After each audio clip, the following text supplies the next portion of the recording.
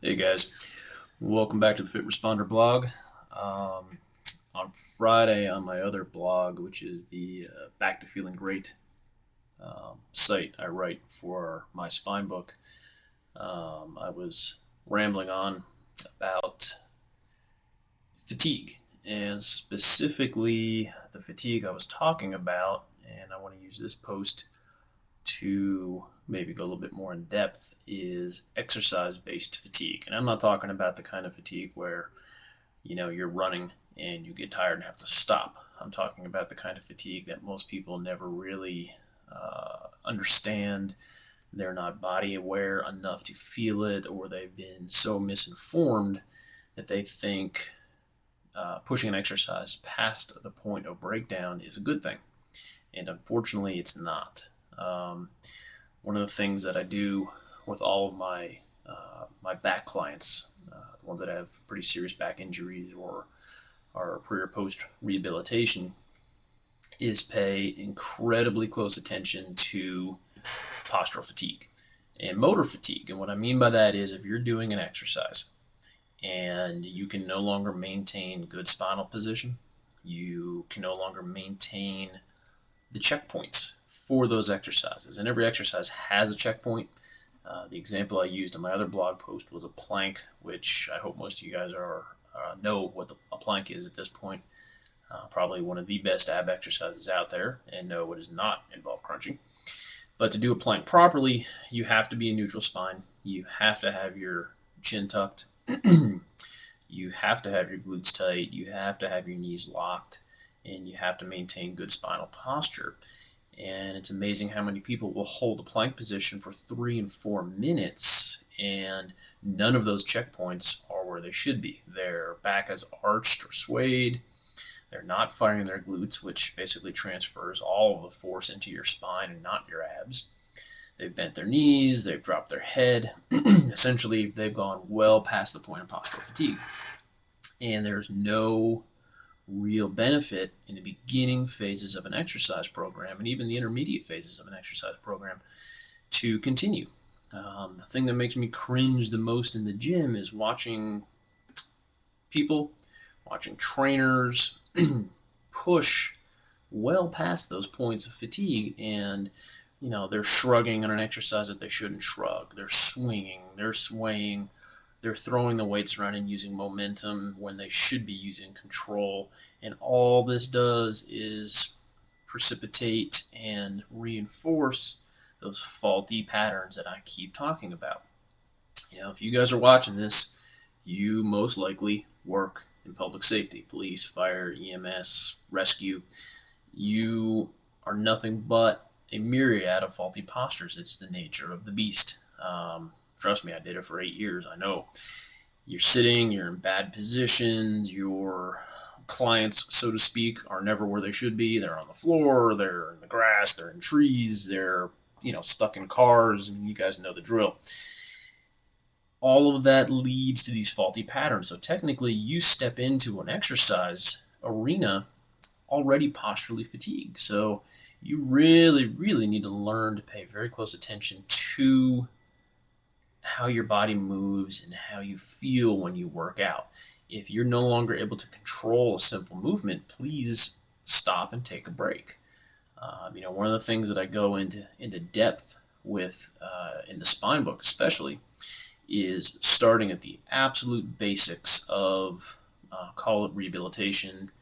I call it corrective exercise, but starting with the absolute basics of getting your body fit from the inside out. We all spend too much time on the big muscles. We don't work the small ones. So learning the basics first, basically putting the training wheels back on and correcting all of these years and years of faulty patterns that we get stuck in is absolutely paramount. The Fit Responder book, which, like I said, is finished and should be uploaded live here in the next week or so, is a little bit more of a intermediate level program because it's stuff that's designed to be done in the station with body weight, with bands, or some very, very light dumbbells. It's a little bit more advanced, but I purposely designed the program for everybody. Um, there's exercises in there that look deceptively simple, and you'll quickly learn if you follow the program as I designed it, that the simpler the exercise, the simpler it looks, the more difficult it is to do, because those are generally the ones that require the most amount of postural control and total motor activations. In other words, you're firing every muscle in your body to do a single exercise, and that is really the premise of functional training. When you're on your job and you're on a call, you're very rarely using just one muscle. You're using all the muscles in your body. And that's where the programs in this book come in. So as much as I was hoping I wasn't going to ramble, I have been, but I hope you guys get the point. Most people push way too far just to achieve a set number of repetitions. It truly is quality over quantity. So I challenge you to educate yourselves a little bit more, pay better attention to what you're doing and how you're doing it. Exercise should not hurt. Especially in our careers, it should be beneficial. It should be something that protects us from injury. Um, Obviously, if you're a little more on the elite side of your training, um, you know the programs are going to do nothing more than make you stronger and help correct those imbalances, like I said. But if you need a little more higher end stuff, check out a couple of links on the blog here, and they'll take you to some of the more advanced kind of paramilitary-ish type of training. So with that being said, pay attention. If your form breaks down, if you can no longer achieve proper movement while doing an exercise without neutral spine, good posture, or good control, you need to stop. I'll end with this. After you watch this, go pick up a broom. And I don't mean to clean with. Obviously, if you need to, go ahead. But take that broom, and I want you to put the top of the broomstick on the base of your neck. Hold it with your one hand. Bottom of the broom is going to sit right on your butt.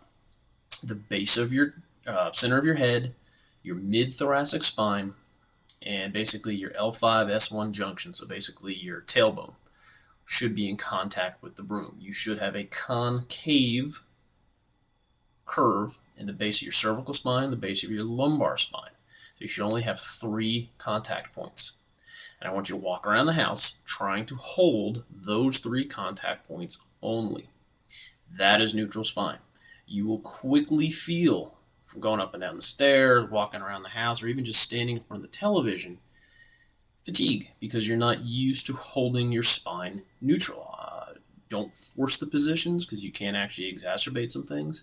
But I really challenge you to try to hold those positions. I'll try to put up a picture of neutral spine. It is in the Back to Feeling Great at blogspot.com blog. I do have the dowel rod exercise, a couple of them on there, so check that out as well.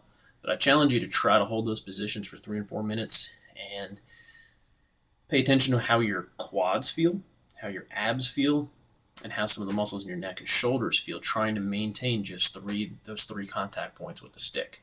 That's postural fatigue. If you are exercising and you can no longer maintain those 3 imaginary checkpoints, then you've pushed past the point that you should. So, hope that helps a little bit. Hope that clears up some of the questions I've been getting about, what is too far, when to stop, why are we stopping an exercise in the middle where we should be doing a few more repetitions. So, good luck. Keep stopping by, and guys, be safe out there.